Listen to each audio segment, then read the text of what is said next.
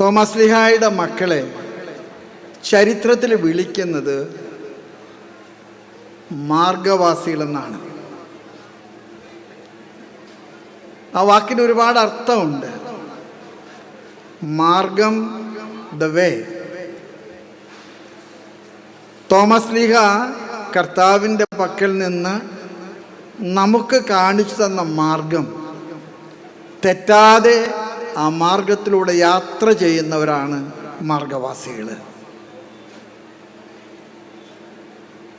ഈ പാലയൂർ പള്ളിക്ക് ഇത്ര വലിയ പ്രാധാന്യമുണ്ടെന്ന് നമ്മളെ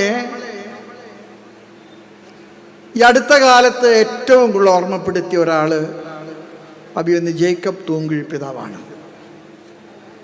ഞാൻ ഇന്ന് രാവിലെ ഇവിടെ വന്നപ്പോൾ നിങ്ങൾക്കറിയാം, പിതാവ് മിഷൻ ഹോസ്പിറ്റലിലെ ചികിത്സയിലാണ്. പിതാവിന് നല്ല ക്ഷീണമുണ്ട്. പിതാവിനെ കാണാൻ ചെന്ന് കഴിഞ്ഞ് പിതാവിനെ തൊട്ട് വിളിച്ചപ്പോൾ കണ്ണു തുറന്നു, എന്നെ മനസ്സിലായി. ഞാൻ പറഞ്ഞു, പാലയൂർക്കുള്ള തീർത്ഥാടനത്തിൻ്റെ ഭാഗമായിട്ടാണ് ഞാനിവിടെ വന്നത്. പിതാവിനെ കാണാൻ കഴിഞ്ഞതിൽ വലിയ സന്തോഷമുണ്ട്. 28 വർഷങ്ങൾക്ക് മുമ്പ് പാലയൂരിലേക്ക് ഒരു തീർത്ഥാടനം പോകണമെന്നുള്ള ആഗ്രഹം പിതാവാണ് ആദ്യമായിട്ട് കൗൺസിലിൽ പ്രകടിപ്പിച്ചത്. ചെറിയ തോതിലാണത് ആരംഭിച്ചത്.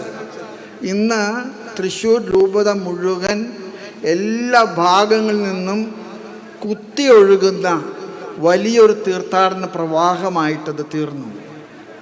തൂങ്കുഴി പിതാവിനെ നമുക്കൊരിക്കലും മറക്കാൻ കഴിയില്ല. പ്രത്യേകിച്ച് പാലയൂരെ പള്ളിയുടെ വളർച്ചയിൽ പിതാവ് നൽകിയിട്ടുള്ള കരവും കരുതലും സഭ ഏറെ നന്ദിയോടുകൂടെ ഇന്ന് ഓർമ്മിക്കുന്നു. പിതാവിനെ ഒരുപാട് ഇഷ്ടത്തോടുകൂടെ ഞാൻ നന്ദി പറയുന്നു. നിങ്ങൾക്കറിയാം, 2025 ഫ്രാൻസിസ് മാർപ്പാപ്പ ജൂബിലി വർഷമായിട്ട് പ്രഖ്യാപിച്ചിരിക്കുകയാണ്. രക്ഷകനും കർത്താവുമായ യേശു തമ്പുരാൻ ജനിച്ചിട്ട് 2025 വർഷങ്ങൾ പൂർത്തിയാകുകയാണ്.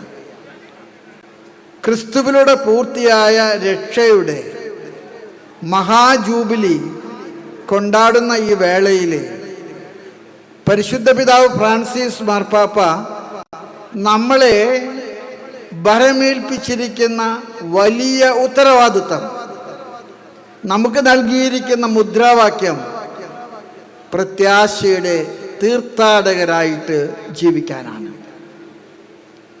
Pilgrims of hope. ധാരാളം പ്രതിസന്ധികൾ സഭ നേരിടുന്നുണ്ട്. ഒരു കാലത്തും ഇല്ലാത്തതുപോലെ നമുക്ക് ഇവിടെ നിൽക്കാനോ ജീവിക്കാനോ വളരാനോ സാധിക്കാത്ത വിധത്തിൽ സാഹചര്യങ്ങൾ പ്രതികൂലമായിട്ട് സമ്മർദ്ദപ്പെടുത്തുന്ന ഒരു കാലഘട്ടത്തിലാണ് ഈ തീർത്ഥാടനവുമായിട്ട് നമ്മൾ നമ്മുടെ തള്ളപ്പള്ളി എന്ന് വിളിക്കുന്ന, അമ്മപ്പള്ളി എന്ന് വിളിക്കുന്ന പാലയൂരിൽ വന്നിരിക്കുന്നത്. അവൻ്റെ കൂടെ പോയി മരിക്കുന്നതാണ് ജീവിക്കുന്നതിനേക്കാൾ ഞാൻ ഇഷ്ടപ്പെടുന്നത് എന്ന് വിളിച്ചു പറഞ്ഞ തോമാശ്ലീഹായുടെ മക്കളായ നമ്മൾ എല്ലാ പ്രതിസന്ധികളുടെ നടുവിലും കർത്താവിൻ്റെ സുവിശേഷം വിശ്വാസത്തോടും വിശ്വസ്തയോടും കൂടി ഏറ്റുപ്രഖ്യാപിക്കാൻ ഈ തീർത്ഥാടനം നമ്മെ ബലപ്പെടുത്തട്ടെ, നമ്മെ പ്രാപ്തരാക്കട്ടെ. പരിശുദ്ധ പിതാവ് ഫ്രാൻസിസ് മാർപ്പാപ്പ നമ്മോട് പറഞ്ഞു, ഈ കാലഘട്ടത്തിൽ സഭയ്ക്ക് ഒരു ദൗത്യം മാത്രമേ നിർവഹിക്കാനുള്ളൂ. ക്രിസ്തു പ്രത്യാശയുടെ അടയാളമാണ്. കിഴക്ക് നക്ഷത്രം കണ്ടിട്ട് രാജാക്കന്മാര് ബെത്ലഹേമിലേക്ക് തീർത്ഥാടനം വന്നു. രക്ഷകനെ അന്വേഷിച്ച് വന്ന അവര് ആദ്യം തെറ്റിയിട്ട് കൊട്ടാരത്തിലാണ് പോയത്, ഹെറോദോസിന്റെ കൊട്ടാരത്തിലാണ് പോയത്. പക്ഷെ അവിടെ വെച്ച് മനസ്സിലായി സ്ഥലം തെറ്റിയെന്ന്. പിന്നീട് അവർ ബേത്ലഹേമിലെ പുൽത്തൊഴുത്തിലെ പരിശുദ്ധ അമ്മയുടെ മടിയിലെ താരാട്ട് പാടുന്ന ഈശോയെ കണ്ടുമുട്ടി.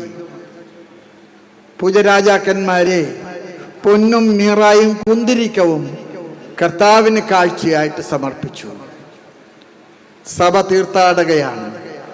കർത്താവിനെ കണ്ടുമുട്ടിയ ഞാനും നിങ്ങളും കർത്താവിനെ എല്ലാവർക്കും കാണിച്ചു കൊടുക്കാൻ ദൈവകൈകളിലെ ഉപകരണമാകട്ടെ.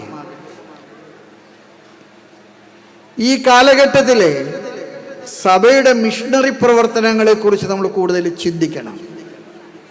ഞാനതുകൊണ്ട് പറയും, ഇന്ന് സഭയുടെ മുഖ്യ ദൗത്യം നോട്ട് എ മെയിൻ്റനൻസ് ചർച്ച്, കുർബാന ചൊല്ലി ആരാധന നടത്തി പള്ളി സൂക്ഷിച്ചു, പള്ളിയുടെ സ്വത്ത് സൂക്ഷിച്ചു, അങ്ങനെ കഴിഞ്ഞുകൂടുന്ന ഒരു സമൂഹം ആയി മാത്രം നമ്മൾ ജീവിച്ചാൽ പോരാ. മറിച്ച് ക്രിസ്തുവിൻ്റെ ദൗത്യം എല്ലാവരെയും അറിയിക്കുന്ന ഒരു ദൗത്യം. മദർ തെരേസ ഒരിക്കൽ പ്രസംഗിച്ചപ്പോൾ തർജ്ജമ ചെയ്യാനുള്ളൊരവസരം എനിക്കുണ്ടായിരുന്നു. പക്ഷെ ഞാൻ തർജ്ജമ ചെയ്യാനായിട്ട് മദറിൻ്റെ പ്രസംഗത്തിൻ്റെ പരിഭാഷ പറഞ്ഞപ്പോൾ ജനസാന്ദ്രമായിട്ടുള്ള ആൾക്കൂട്ടം വിളിച്ചു പറഞ്ഞു, ഈ പ്രസംഗത്തിന് തർജ്ജമ വേണ്ട, ഇത് തർജ്ജമ കൂടാതെ ഞങ്ങൾക്ക് മനസ്സിലാകുന്നു, അതുകൊണ്ട് തർജ്ജമക്കാരൻ മാറി നിൽക്കണം. ഒരുപക്ഷെ ഇന്ന് ക്രൈസ്തവ സഭയുടെ ദൗത്യം അതാണ്.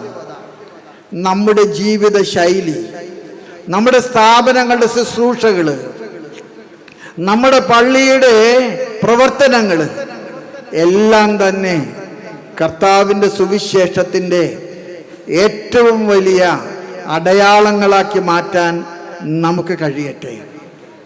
ആരെയും മാനസാന്തരപ്പെടുത്തി മാമോദീസ മുക്കുക, അതിനേക്കാൾ നമുക്ക് ഇഷ്ടം നമ്മുടെ ജീവിത ശൈലി മറ്റുള്ളവരെ ആകർഷിക്കുന്ന വിധത്തിലെ, അവർക്ക് വഴി കാണിക്കുന്ന വിധത്തിലെ, അവർക്ക് വഴി തുറക്കുന്ന വിധത്തിലെ ആയിരിക്കാൻ സാധിക്കട്ടെ.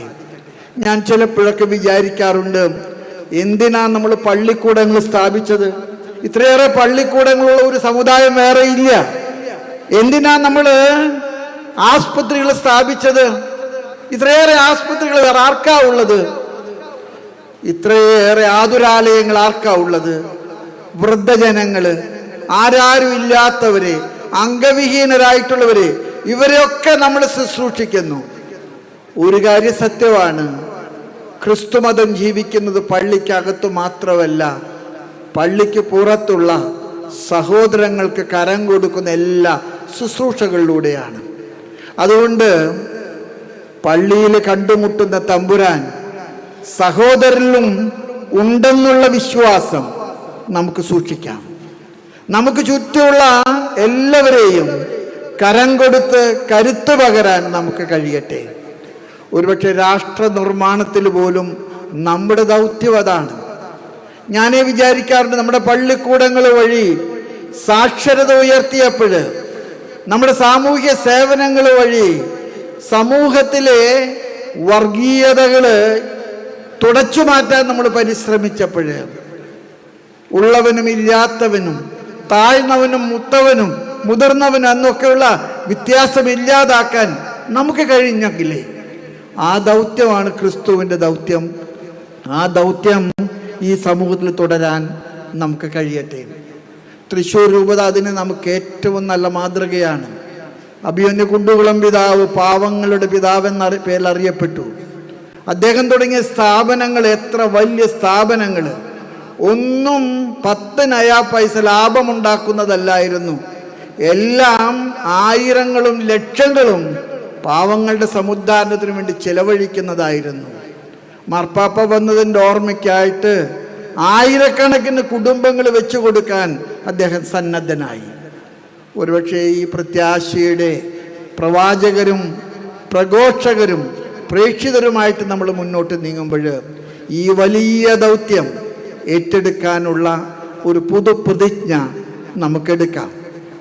ഒരുപാട് സ്നേഹത്തോടു കൂടെ എന്നെ സ്വീകരിക്കാനും കേൾക്കാനും നിങ്ങളോടുകൂടി ആയിരിക്കാൻ അവസരം ഒരിക്കൽ കൂടെ നന്ദി പറഞ്ഞുകൊണ്ട് once again I take this opportunity to over the Orient to register our gratitude for all your assistance, all your guidance, all your works of charity and strength for the Syro Malabar Church.